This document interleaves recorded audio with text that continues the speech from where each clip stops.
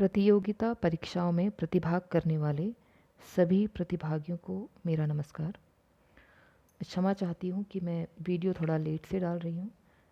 इसका कारण यह है कि मैं ये चाहती हूँ कि आपके समक्ष जो मैं कंटेंट या जो भी मैं विषय आपके सामने लाऊं, जो भी कॉन्सेप्ट मैं क्लियर करने का प्रयास करूं, वो बहुत अच्छे से हो। और इसीलिए थोड़ी लेट हुई, थोड़ा विलम्ब हुआ, उसके लिए क्षमा चाहती हूँ। तो हम तुरंत टॉपिक पे आते हैं। इससे पहले हमने वर्ण विचार से संबंधित एक वीडियो हमने पहले देखा। उसमें हमने व्यंजनों की संख्या, स्वरों की संख्या ये समझा। अब इससे आगे हम प्रयोग कर रहे हैं वर्णों के उच्चारण स्थान। तो सबसे पहले इस पिक्चर को ध्यान से देखिए। इस पिक्चर में ही सारी जो वर्णमाला है, जो वर्ण विचार है, उससे संबंधित जो वर्णों के उच्चारण स्थान है, उसका बहुत ही अच्छा, आप चाहें तो उसका वीडियो की क्वालिटी बढ़ाकर इसको ध्यान से देख सकते हैं और इसको अपने नोट्स में ज़रूर लिखें। और इससे क्या होगा, आपका वर्ण विचार से संबंधित कोई भी प्रश्न होगा उसको कभी भूल नहीं पाएंगे। ठीक है। जैसे स्टार्टिंग से हम प्रारंभ करते हैं, नासिका, नासिक्य। अब ये जो नासिक लिखा है, ये सारे कौन से व्यंजनों की बात हो रही है जो ये अनुनासिक होते हैं। अनुनासिक जैसे अंग और यौ, ये सब, इसलिए जिसको हमने पहले वाली वीडियो में पढ़ा था पंचमाक्षर भी कहते हैं। ठीक है। उसके बाद आते हैं दंत मूल। उसमें तो दंत मूल वर्ण कौन कौन से हैं? र और ल, ये ध्यान रखेंगे। अब है दंत्य। दंत्य में आते हैं तौ वर्ग। अब तौ वर्ग क्या है? हमने पढ़ा था स्पर्श व्यंजन पढ़े थे, है ना। स्पर्श व्यंजनों की संख्या 25 पढ़ी थी ना। तो उसमें क्या था? क वर्ग, चौ वर्ग, टौ वर्ग, तौ वर्ग और पौ वर्ग। तो क वर्ग माने क से अंगों तक, चौ वर्ग माने चौ से यों तक। वैसे ही दंत्य अगर पूछा जाए कि तौ वर्ग से माना द, पूछ लिया कि उसका उच्चारण स्थान क्या है? दंत्य है। ठीक है। तो दंत्य में आते हैं तौ वर्ग और स, ये भी दंती श कहते हैं ना। जैसे हम जब बच्चों से लिखने को बोला जाता है तो पूछते हैं सपेरा वाला सो, षटकोण वाला सो, ठीक है, या सलजम वाला सो। तो उनके नाम है मूर्धन्य श, तालव्य श और दंत श। तो जब ये सपेरा वाला श अगर आपकी पहचान के लिए मैं बोलूँ तो वो किस में आता है? वो दंत श में आता है। ठीक है। दंत में आता है कौन सा? वो सपेरा वाला। उसके बाद है दंत और ओष्ठ, यानी कि दंतोष्ठ, तो वह है व। उसके बाद है ओष्ठ वाले ऊ और पौ वर्ग। अब यानी कि पौ से लेकर जितने भी हैं मौ तक, वो किस में आ गए? वो पौ वर्ग में आ गए। अब है कंठोष्ठ। ओष्ठ और कंठ दोनों का प्रयोग जहाँ पर हो रहा है वो है ओ, औ और आ। ठीक है, इसको ध्यान देखेंगे। उसके बाद है मूर्धन्य। मूर्धा भी कहते हैं, मूर्धन्य भी कहते हैं। इसमें री भी आती है और टौ वर्ग आता है और मूर्धन्य श। मैंने कहा ना अभी आपसे, मूर्धन्य श और दंति श और तालव्य श, ये याद रखेंगे आप लोग। तो जो ये षटकोण वाला श है इसको मूर्धन्य श कहा जाता है। और इसके अंदर और कौन आएगा? टौ वर्ग आएगा। वर्ग का मतलब आप समझ लीजिए जो 5 हैं वो सारे के सारे। अब है तालु, यानी कि तालव्य। तालव्य में क्या आएगा? एक छोटा ई, बड़ा ई और चौ वर्ग, यानी कि चौ से यों तक जितने भी हैं वो तालव्य में। और य, सबसे बड़ी बात याद रखने वाली, इसमें य भी आता है, य। ठीक है। य वैसे तो अंतस्थ व्यंजन कहलाते हैं, लेकिन य को अगर हम उच्चारण के स्थान पे बोलें तो ये तालव्य है। और तालव्य श यानी कि सलजम वाला श भी इसी में आता है। और कंठ तालु में ए और ए, और कंठ जिसका उच्चारण कंठ से होता है यानी कि गले से होता है वो है अ, आ, अह, क वर्ग और ह। देखिए इसमें ऊष्म व्यंजन भी है ना। ऊष्म व्यंजन, ह एक ऊष्म व्यंजन है तो उसमें ह भी है। इसको भी आप ध्यान रखेंगे क्योंकि आगे आने वाले प्रश्न इसी से संबंधित हैं। अब ये जो है, अब मैंने आपसे बोला कि ये तालु से प्रयोग हो रहे हैं, मूर्धा से प्रयोग हो रहे हैं, नासिक से प्रयोग हो रहे हैं। तो आप जब इनका उच्चारण करते समय खुद अनुभूत कर सकते हैं अपने गले पर, अपनी नाक पर। ठीक है। और कोई जैसे माना जिह्वा से जिनका प्रयोग है या ओष्ठ से जिनका प्रयोग है, अगर आप उसको पकड़ लें तो उनका प्रयोग ही नहीं, उनका उच्चारण ही नहीं हो पाएगा। इस प्रकार आप इसको समझ भी सकते हैं। एक कॉलम और है, इसको भी ध्यान से देखिए। यहाँ पे वर्ग लिखा है, उच्चारण स्थान लिखे हैं अघोष, अल्पप्राण और महाप्राण, सघोष, अल्पप्राण और महाप्राण। इसको समझने के लिए मैंने आपको नीचे एक थोड़ा सा कंटेंट दिया है, उसको हम पढ़ेंगे अभी। तो इसको भी वही सेम अभी हमने जो ऊपर पढ़ा वही है, कंठ, कंठ वाला। ठीक है। इसमें सारा आपका क वर्ग आ गया। तालव्य वाले हमने बोला चौ वर्ग। ठीक है। तालव्य में चौ वर्ग और उसके साथ जो भी हमने बोले तालव्य में श भी आएगा और य भी आएगा। मूर्धन्य में आपका आ गया टौ वर्ग, दंत में आपका आ गया तौ वर्ग और ओष्ठ में आपका आ गया पौ वर्ग। ये सारे जो चौ वर्ग, टौ वर्ग, तौ वर्ग, पौ वर्ग हैं, ये क्या है? हमने कल पढ़ा था ना, स्पर्श व्यंजन है जिनकी संख्या 25 होती है। अब आगे बढ़ते हैं। अब ये यहाँ से बनते हैं नोट्स। कुछ विद्वान च वर्ग को स्पर्श संघर्षी भी मानते। माना प्रश्न आ गया कि कौन सा वर्ण स्पर्श संघर्षी वर्ण है, तो वो कौन सा है। अब स्पर्श व्यंजन तो ये है ही, च है तो स्पर्श व्यंजन में था, ये च वर्ग का पहला वर्ण है, तो ये स्पर्श तो है, इसको संघर्षी यानी कि स्पर्श संघर्षी भी इसको बोला जाता है। अब हमने पढ़ा था ऊपर अघोष, ठीक है, अघोष सघोष। अब अघोष क्या है, अब इसमें एक आप पेन पकड़िए, ठीक है, और अपने नोट्स बनाइए। नोट्स में आप बनाएंगे तो आप ये ध्यान रखेंगे, देखो घोषत्व के आधार पर, घोष का अर्थ है स्वर तंत्रियों के ध्वनि में कंपन, जो हमारी तंत्रियाँ हमसे बोलने में, जो हमारे मुंह से जो ध्वनियाँ निकल रही हैं, इसमें जो कंपन है उसके आधार पर अघोष और सघोष दो प्रकार से माने जाते हैं। जिन ध्वनियों के उच्चारण में स्वर तंत्रियों में कंपन ना हो उसे अघोष कहा जाता है ना। कहते हैं ना घोषणा करना, तो घोषणा से ही मतलब घोषित करना, मतलब कुछ कंपन करना, ध्वनि देना। तो अघोष मतलब जिसमें ऐसा ना हो, तो वह हर वर्ग का पहला और दूसरा। अब हमने वर्ग की बात करी तो वर्ग कहाँ से थे, क वर्ग से थे, और कहाँ तक थे, प वर्ग तक थे। याद है ना, स्पर्श व्यंजन जो थे वो वर्ग के अनुसार थे। तो यहाँ पर बोला जा रहा है कि हर वर्ग का पहला और दूसरा वो क्या है, वो अघोष है। जैसे माना मैं बोलूँ क ख ग घ अंग, तो क ख यानी कि हर वर्ग का पहला क हो गया, दूसरा ख हो गया। तो क और ख, त और थ, ठीक है, च और छ, प और फ, ये सब क्या है, ये अघोष हैं। तो इसके लिए आप चाहें तो अघोष के आगे 1 और 2 लिख लें ना, 1 2 ऐसे करके आपको याद रहेगा। क से ज्यों तक आपको आने चाहिए वर्णमाला, तभी आप समझ पाएंगे इस चीज़ को। उसके बाद सघोष आपको रटना है, तो रटने से ऐसा होगा कि आप जो पढ़ेंगे वो नहीं, वहाँ नहीं आया तो फिर आप कहेंगे आउट ऑफ सिलेबस था, ये था वो था। इससे अच्छा आप कॉन्सेप्ट क्लियर कीजिए अपने, ठीक है। अब है सघोष, क्योंकि हिंदी ग्रामर तो हर जगह, हर कोई भी आप एग्जाम दे रहे हिंदी ग्रामर आ ही रही है, तो आपका वेस्ट नहीं जाएगा। तो सघोष जिन ध्वनि के उच्चारण में स्वर तंत्रियों में कंपन हो। अब कंपन हो रहा है तो अब हमें इस कंपन से हमें कुछ नहीं लेना, हम शॉर्ट ट्रिक पे जाते हैं ना। ग्रामर में अगर ज़्यादा कॉन्सेप्ट के अंदर आप घुसेंगे तो उलझते चले जाएंगे, क्योंकि इसकी भाषा इतनी डिफिकल्ट होती है। इसलिए ग्रामर को हमेशा ट्रिक से समझना चाहिए। तो हर वर्ग का तीसरा, चौथा और पांचवा, अभी हमने पढ़ा पहला और दूसरा किस में आ रहा है, अघोष में, यानी कि क ख त थ प फ, ये सारे अघोष में आए। उसके बाद के जो वर्ण हैं जैसे ग घ अंग, ज झ य, ठीक है, द ध न, ये सब किस में आएंगे, ये सघोष में आएंगे। ये सघोष को कहीं पर घोष भी लिखा होता है, ध्यान रखेंगे आप चाहें तो अघोष लिखकर 1 2, सघोष लिखकर 3 4 5 ऐसे लिख सकते हैं। अब हमने पढ़ा था ऊपर अल्प प्राण और महाप्राण, इसका भी एक ट्रिक है। अब इसमें वैसे तो बोला गया अल्प प्राण जिन व्यंजनों के उच्चारण में मुख से कम हवा निकले उसे हम अल्प प्राण कहते हैं। जैसे हर वर्ग का पहला, तीसरा और पांचवा। अब आप क वर्ग देखिए, ठीक है, इसका पहला क्या है क, तीसरा क्या है ग, और पांचवा क्या है अंग, तो वो क्या हो गया अल्प प्राण। क ख, ख दूसरा हो गया, क पहला। तो अब कोई शब्द, अब जैसे ना, अब क्या रहा अघोष और अल्प प्राण, यानी कि क क्या है, अघोष भी है और अल्प प्राण भी है। ध्यान देंगे आप, जैसे आप लोग तो सब साइंस मैथ्स वाले हैं, मैथ्स ये सबसे इजी उन्हीं के लिए होता है, क्योंकि इसमें कहीं ना कहीं वही तो है, नंबरों का खेल तो है ना। अघोष क क्या है, एक अघोष भी है और उसके साथ साथ क्या है अल्प प्राण भी है, ठीक है, इसको आप ध्यान में रखेंगे। अब आते हैं महाप्राण, जिन व्यंजनों के उच्चारण में मुख से अधिक हवा निकले, जिन व्यंजनों के उच्चारण में हकार की ध्वनि विशेष रूप सुनाई देती है, हर वर्ग का दूसरा और चौथा। दूसरा और चौथा यानी कि दूसरा और चौथा क्या होगा, क वर्ग में दूसरा क्या है ख, और चौथा क्या है घ, तो ये क्या है महाप्राण है। अब दूसरा और चौथा यहाँ भी तो आए थे, ऊपर आए थे ना, दूसरा आया था अघोष में और चौथा आया था सघोष में। तो ये आपको थोड़ा सा समझना पड़ेगा कि दूसरा यानी कि ख एक अघोष है और अघोष के साथ साथ क्या है महाप्राण है, ठीक है। और चौथा भी इसी में आ रहा है, दूसरा और चौथा। तो चौथा सघोष में होगा, सघोष में चौथा क्या है क ख ग घ, घ है, ठीक है। तो घ सघोष भी है और महाप्राण भी है, ठीक है।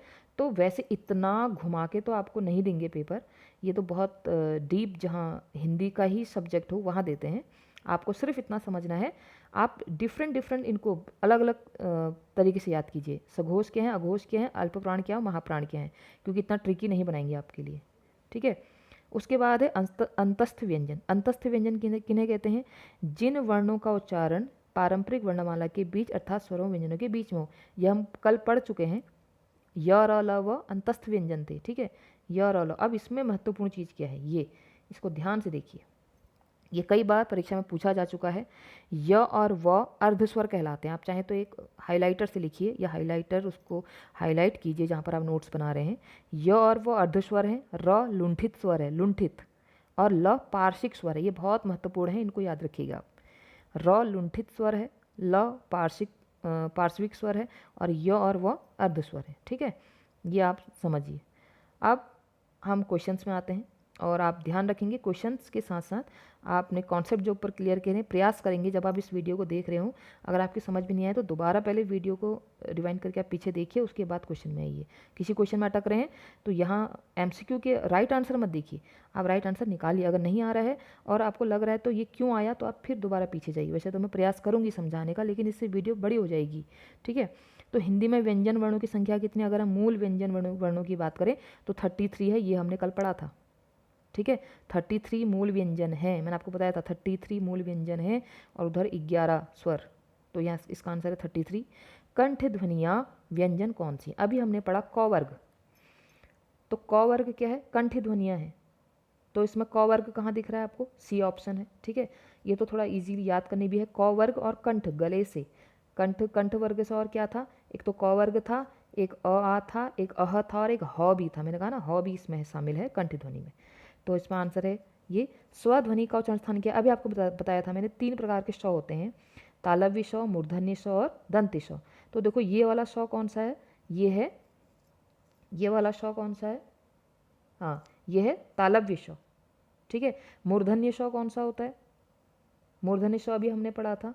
मूर्धन्य श किस वर्ग के अंतर्गत आएगा, मूर्धन्य श, जिसमें हमने मूर्धन्य में टौ ठौ ड़ वाला आता है ना, हाँ, तो यानी कि षटकोण वाला स मूर्धन्य श हो गया, ठीक है। और ये स ध्वनि ये कौन सा वाला है, ये है तालव्य श। इनको आपको सलजम वाला करके या ऐसे कुछ भी, सलजम ताल के किनारे ऐसे करके याद कर लीजिए कि ये जो स है ये तालव्य श है। उसके बाद है मूर्धन्य ध्वनि, अब भी हम ऊपर पढ़ ही रहे थे, हम बात कर ही रहे थे, देखो, क्योंकि मूर्धन्य ध्वनियाँ कौन सी है, अभी हमने पढ़ा कि जो ट वर्ग वाली होती हैं, जिसमें मूर्धन्य श आता है, कौन सा वाला, षटकोण है ना, षटकोण वाला जो होता है, तो मूर्धन्य श, तो उसी में कौन सा आते हैं, ट वर्ग। यहाँ पर आंसर गलत लिखा है, इसमें आंसर ए लिखा है, जबकि इसका आंसर बी होगा, ठीक है, ये ध्यान रखें। कोई कमेंट ना करिए कि आंसर गलत था, ये था वो था, इसको सुनिए ध्यान से। मूर्धन्य ध्वनियाँ कौन सी होती है, अभी हमने पढ़ा ट वर्ग वाली होती हैं, तो च वर्ग तो किस में आता है, च वर्ग किस में आता है बताइए, च छ वाला वर्ग किस में आता है, च वर्ग किस में आता है, अभी हमने ऊपर पढ़ा ना, तालव्य श में च वर्ग आता है, तो ये इसमें नहीं, इसमें मूर्धन्य है। इसके बाद आगे बढ़ते हैं, त थ द स आदि का उच्चारण स्थान कौन सा है। अब आप स तक में मत जाइए, आप त को देखिए, त कौन सा है, त वर्ग जो है वो किस उच्चारण वर्ग में आता है, ये दंत्य श में आता है। अब देखो तीनों श आ गए यहाँ, तालव्य श भी आ गया, मूर्धन्य श भी आ गया और दंत्य श भी आ गया। जो त वर्ग के हैं ये दंत्य श, दंत्य में आते हैं, तो इसका आंसर होगा बी। जिन व्यंजनों के उच्चारण में दोनों ओष्ठों द्वारा श्वास का अवरोध होता है, यानी कि ओष्ठ माने होंठ, सांस का रोकना, जिसमें मतलब सांसों का प्रयोग, सांसों को होंठों के द्वारा, ठीक है। तो अब आप मूर्धन्य व्यंजन कहेंगे उसको, ओष्ठ व्यंजन कहेंगे, तालव्य व्यंजन कहेंगे, कंठ। देखो व्यंजन उच्चारण में उस जगह का नाम तभी आता है जब वो हवा को अपने पास रोककर वहाँ से ध्वनि क्रिएट करता है। तो जब यहाँ पर ओष्ठ द्वारा श्वास रोकी जा रही है तो आंसर क्या होगा, ओष्ठ व्यंजन होगा, ठीक है। जैसे कौन कौन से होते हैं, प वर्ग आ गया, जैसे प बोलो, आप बिना लिप्स को मिलाए प बोल ही नहीं सकते हो, है ना, एक लिप्स को पकड़ के प बोलने का प्रयास करेंगे, हम नहीं बोल पाएंगे। यदि नीचे का होंठ, अब देखो उसी से प्रश्न बन गया, यदि नीचे के होंठ को पूरी तरह काट दिया जाए, ऐसा तो प्रश्न बनेगा नहीं, इसी जगह प्रश्न ऐसे आ सकता है कि यदि एक होंठ का प्रयोग ना हो तो कौन से ध्वनि का उच्चारण करने में कठिनाई होगी। आप खुद देखिए, ब का प्रयोग आप नहीं कर सकते, ठीक है, ये इसका आंसर है। व व्यंजन का उच्चारण स्थान है, व व्यंजन का उच्चारण स्थान क्या है, अभी हमने पढ़ा ना, त वर्ग का यही दंत्य श वाला, तो दंत्योष्ठ है इसका व वर्ग। जब हमने ऊपर पिक्चर, आप दोबारा पिक्चर जाके देखना, वहाँ पर दंत प्लस ओष्ठ लिखा था और वहाँ पर दिया था व, तो दंतोष्ठ क्या है, व व्यंजन का उच्चारण स्थान है। स्वर रहित र का प्रयोग हुआ है, स्वर रहित, रहित मतलब जिसमें स्वर नहीं प्रयोग हुआ है। अब ट्रक का अगर हम, अब ये वर्ण विच्छेद से संबंधित प्रश्न है, ट्रक को अगर हम विग्रह करेंगे, तोड़ेंगे, है ना, तो ट प्लस ट के नीचे हलंत, ठीक है, प्लस र प्लस अ प्लस क के नीचे हलंत अ, तो इसमें यानी कि इसमें स्वर का प्रयोग हुआ है। त्राटक में भी देखो त्र में आ का प्रयोग हुआ है, शत्रु त्र में ऊ का प्रयोग हुआ है, जबकि पुनर्निर्माण की अगर हम बात करें, पुनर्निर्माण गलत लिखा है, पुनर्निर्माण होता है, नौ के ऊपर, ठीक है, र आएगा, पुनर्निर्माण यहाँ आएगा। तो निर्माण ये जो है बी इसका आंसर है कि इसमें स्वर या आधा है, इसमें र आधा है, और किसी भी व्यंजन में जब तक स्वर का प्रयोग ना हो या स्वर उसमें सम्मिलित ना हो तो व्यंजन क्या कहलाता है, आधा कहलाता है। और उसको हम कैसे प्रदर्शित करते हैं, उस वर्ण के नीचे हलंत लगा के।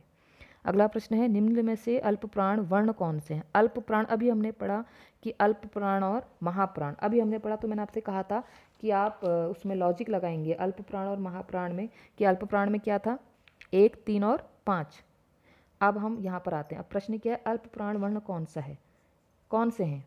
अब हमने कहा 1, 3, 5, तो ये तो आ ये तो स्वर हो गए, यानी कि हमको ये वर्ग वाले में से ही करना है ना। और तो किसी वर्ग का भाग नहीं है, प्रतिभाग नहीं करता और किसी वर्ग में। क वर्ग ये जो स्पर्श व्यंजन है उसी की बात हम कर रहे हैं, तो आप ध्यान दीजिए। अब हमने कहा कि अल्प प्राण में ट्रिक क्या थी, अल्प प्राण में था 1, 3, 5, तो क और ग हमें पहले आंसर मिल गया। क पहला है, ख दूसरा, ग तीसरा, यानी कि पहला और तीसरा, तो बी इसका आंसर है। ठीक है, ऐसे करके आप करना, ये क्वेश्चन रिपीट है। उसके बाद क्वेश्चन नंबर नेक्स्ट, क्वेश्चनों की नंबरिंग में मत जाना, ठीक है, प्रश्नों पे ध्यान देना बस। निम्न में से कौन सी बात गलत है?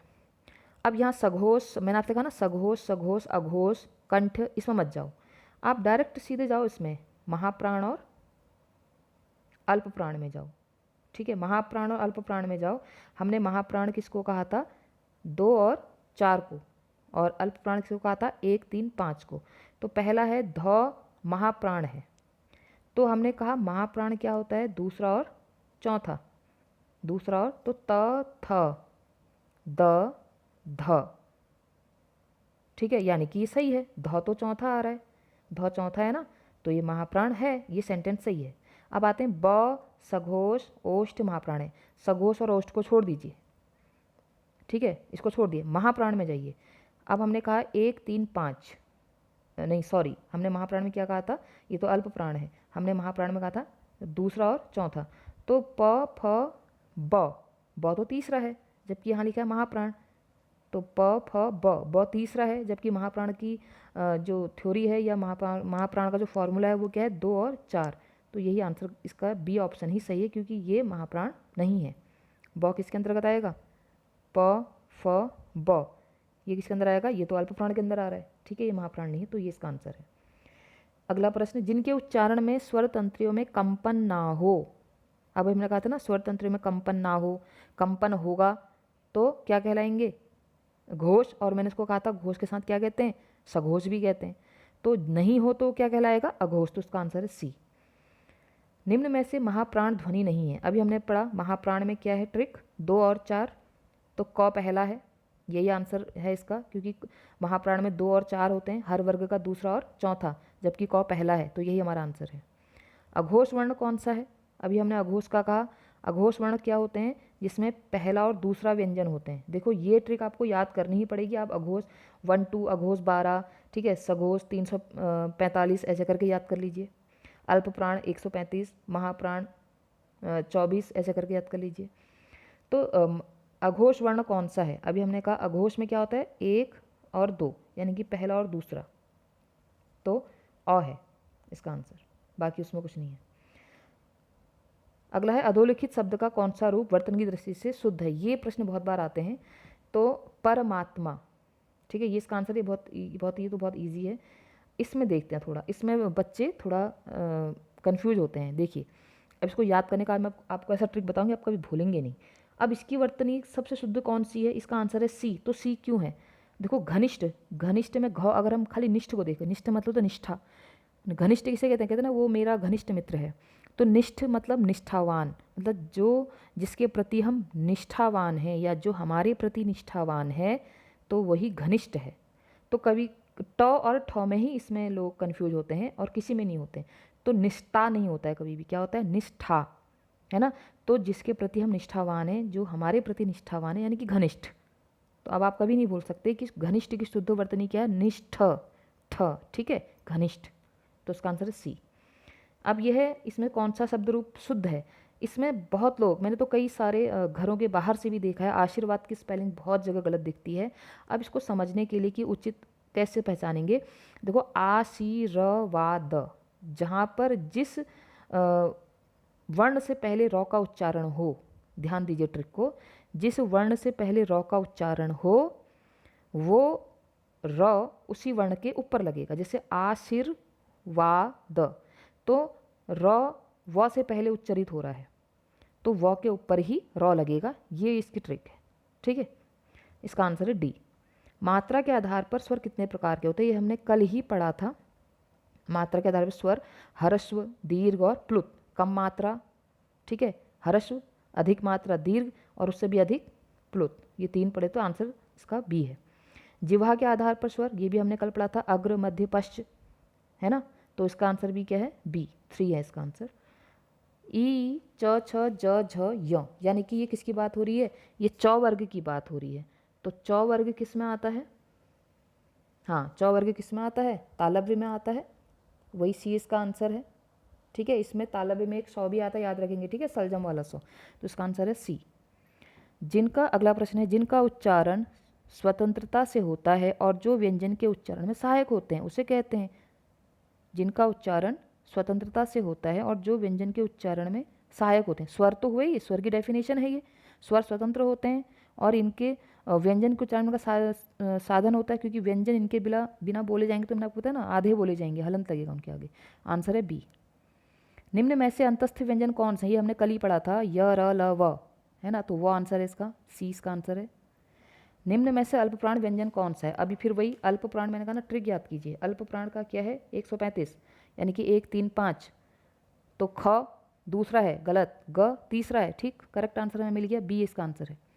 निम्न में से घोष वर्ण कौन सा है, इसका भी हमने ट्रिक याद करनी है। घोष मतलब सघोष, और सघोष का है 345, 345 ना, हाँ, तो 345 यानी कि देखो पहला ही मिल गया, च, छ, ज, ज तीसरा है, आंसर मिल गया हमको, इसका आंसर है ए।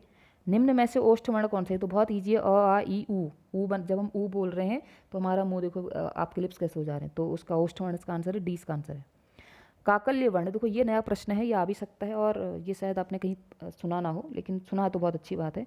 हमने जैसे पढ़ा था ना कि कंठ वर्ग, जो हमने पढ़ा था, कंठ वर्ग मैंने कहा था क वर्ग के साथ ह भी है, तो ह को ही काकल्य वर्ण कहा जाता है, ठीक है, काकल्य वर्ण ह को कहा जाता है, इसको हाईलाइट करें। य का उच्चारण स्थान क्या है, य का मैंने आपको जब समझा रही थी मैं आपको, ठीक है, मैं आपको तब तालव्य जब समझा रही थी उस समय मैंने आपसे कहा था कि तालु से य का उच्चारण भी होता है, एक तो श का भी होता है और य का भी होता है, हमने पिक्चर में देखा है, आप दोबारा उसको देख सकते हैं, इसका आंसर है डी। अंतस्थ और ऊष्मवर्ण कितने हैं, देखो अंतस्थ 4 हैं, य, र, ल, व, 4 हो गए, ऊष्मवर्ण कितने हो गए, स, श, श, ह, ठीक है, तो 4 और 4 कितने, 8, तो आंसर क्या है बी। द्रग का वर्ण विच्छेद क्या है, अब यहाँ पर देखो द्रग नहीं बोलेंगे, दृग बोलेंगे, दृग। ये जो री से ऋषि होता है ना, इसका उच्चारण ई की तरह होता है, अ की तरह नहीं होता है, ई की तरह होता है, तो ई की तरह होगा तो यानी कि री, इसका री है, द री। अगर हमको री ऐसी पहचानना है कि उसके नीचे री से ऋषि वाला लगा है, तो उसका वर्ण विच्छेद करेक्ट जो होगा वो होगा पहला। क्यों, क्योंकि दृग बोलते हैं, द्रग नहीं, दृग होता है, ठीक है, जहाँ पर आपका उच्चारण दृग ई से हो यानी कि री से ऋषि वाला र है।